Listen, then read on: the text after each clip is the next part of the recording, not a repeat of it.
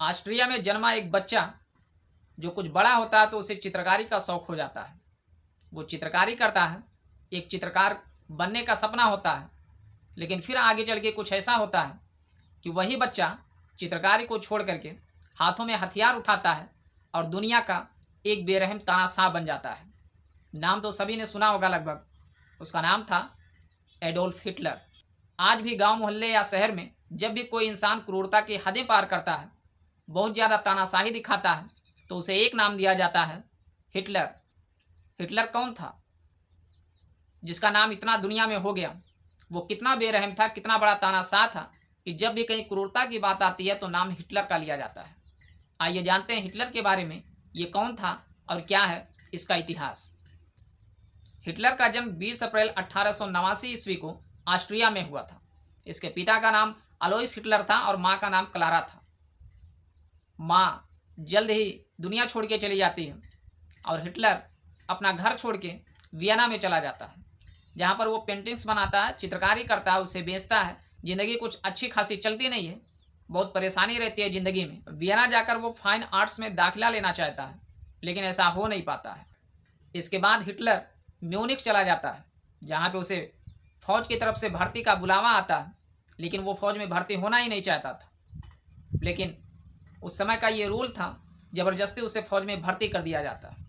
लेकिन जब medical test होता है तो ये वहाँ पे छट जाता है, कुछ कमियाँ इसके अंदर मिल जाती हैं। वैसे आपको बताते चलें कि हिटलर जो था ये दिमाग से बहुत मोटा आदमी था। ये बड़बड़ाने की इसकी आदत थी। जहाँ भी चार लोगों को देखता था बड़बड़ाता रहता था, अनाप शनाप कुछ भी बकता रहता था, और तब तक बकता रहता था जब तक कि कोई इससे कोई सवाल नहीं पूछता था, कोई बहस नहीं करता था।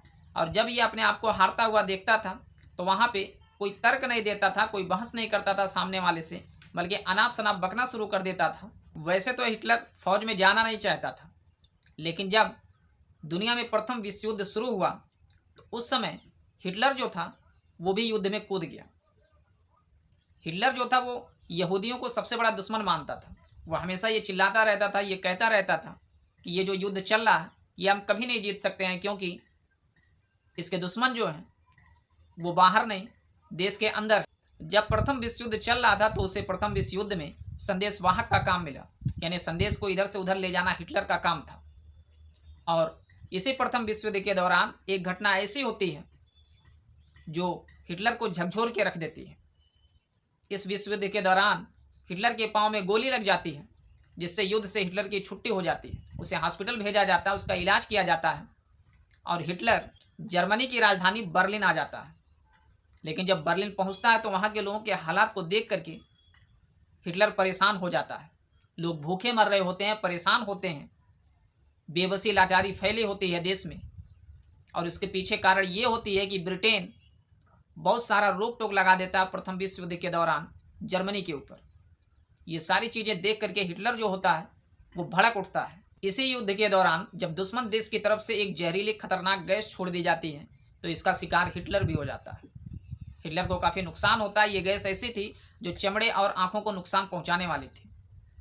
हिटलर जैसा फोटो में दिखता है, जिसको दुनिया जानती है, छोटी सी मूछ दिखाई देती है, इस तरह हिटलर पहले शुरू में नहीं था, उसकी बड़ी बड़ी मूछें थी।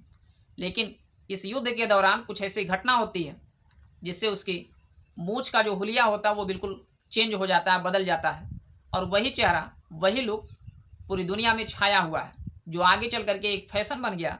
लोगों ने उसे फैशन के तौर पे मान लिया।